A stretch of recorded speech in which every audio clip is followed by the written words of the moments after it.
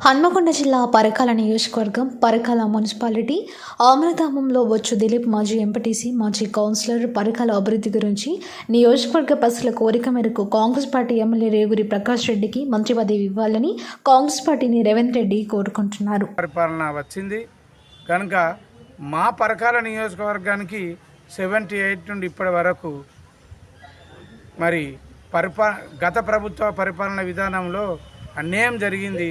ఎలాంటి అభివృద్ధి లేదు, ఎలాంటి వ్యాపారాలు లేవు, ఎలాంటి ఆఫీసులు లేవు, ఎలాంటి అది లేదు. మరి ఇప్పటి వరకు అసలు జిల్లా కావాల్సినటువంటి పరకాలను నాశనం చేసి గత ప్రభుత్వాలు నాశనం చేయడం జరిగింది. మరి ఇప్పుడు పరకాల ప్రాంత ప్రజలంతా ఏకమై ఏకదాటిగా కాంగ్రెస్ని గెలిపించుకున్నారు.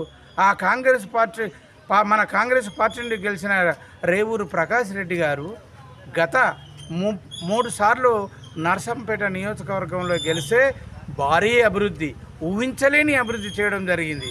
ఏంటి అని ఆలోచిస్తే వారు సౌమ్యులు, సహజత్వం కలిగిన వ్యక్తి, మంచి వ్యక్తి, అభివృద్ధి ధ్యేయంగా జీవించే వ్యక్తి కనుక మరి వారిని మా పరకాల నియోజకవర్గానికి ఇప్పటి వరకు మంత్రి పదవులు లేవు, అభివృద్ధి లేదు కనుక మా పరకాల నియోజకవర్గంలో గెలిచినటువంటి రేవూరి ప్రకాష్ రెడ్డి గారికి మంత్రి పదవి ఇచ్చి ఈ కాంగ్రెస్ ప్రభుత్వాన్ని మమ్మల్ని ఆదుకోవాలని, మా అభివృద్ధి ఆకాంక్షించాలని, మా అభివృద్ధి రేపు వ్యాపారాలు లేవు, ఎలాంటి ఆఫీసులు లేవు, ఎలాంటి వ్యాపారాలు లేవు, ఎలాంటి అభివృద్ధి లేదు కనుక 78 ఇప్పటి వరకు కనీసం మంత్రి పదవి లేదు.